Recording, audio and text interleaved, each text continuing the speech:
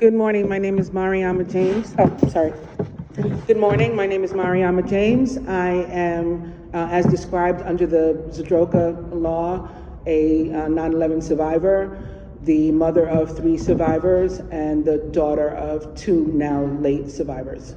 On 9/11, I was almost 9 months pregnant with my youngest child, and in the days following, we had, because it had been so warm on that day, we had dust that was inches thick inside our home, throughout our home. The window had been open.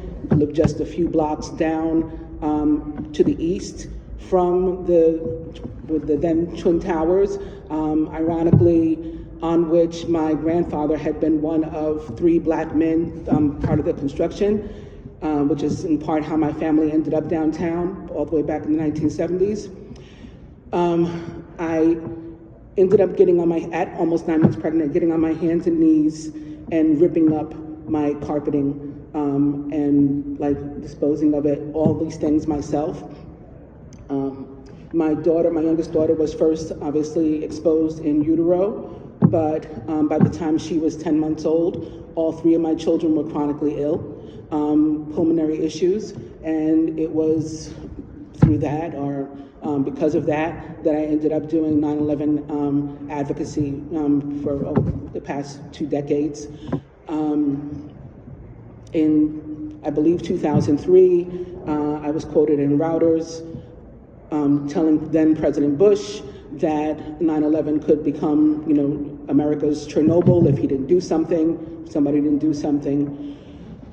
And in 2006, on my birthday actually, June 13th, 2006, a friend of mine, neighbor of mine, world renowned at this point, photographer Alan Tannenbaum, took pictures of myself, my 3 kids, and my dad, and in my apartment, and published those as part of a Times Magazine online spread. And everybody it was called like 9/11 Still Killing or something like that. And I think he's done a few more in the series since then. But this first iteration of it, everyone in that photo spread montage is dead, with the exception of my children and I, including my own father.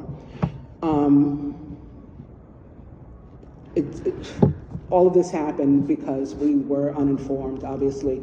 There was a day in 2003 when people basically in spacesuits showed up at my door. I was on my way to work. I told the babysitter to go home. I picked up my toddler and I took her to work with me because obviously, we didn't have the protections that they did. So I'm sorry. I just wanted to give context as to why I'm here. But quickly, as we approach the 25th anniversary of the attack, it's imperative that we finally disclose what the city of New York knew about the dangers and the toxins at Ground Zero and when they knew it. We have compelling evidence from press reports indicating that in a memo drafted in October of 2001 to then Deputy Mayor Harding, the city predicted there would be 10,000 claims of toxic injuries by that time. However, the basis for this alarming prediction remains unclear.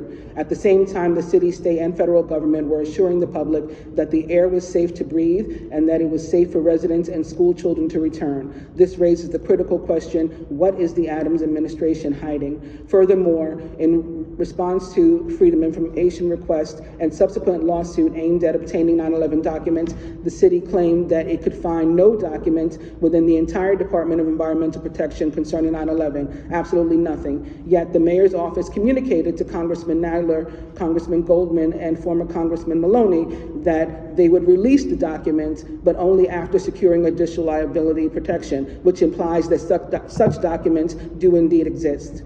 Councilmember Brewer's resolution seeks to utilize the powers granted to the City Council under the city charter to order an investigation into these matters, and this avenue should indeed be pursued. Thank you.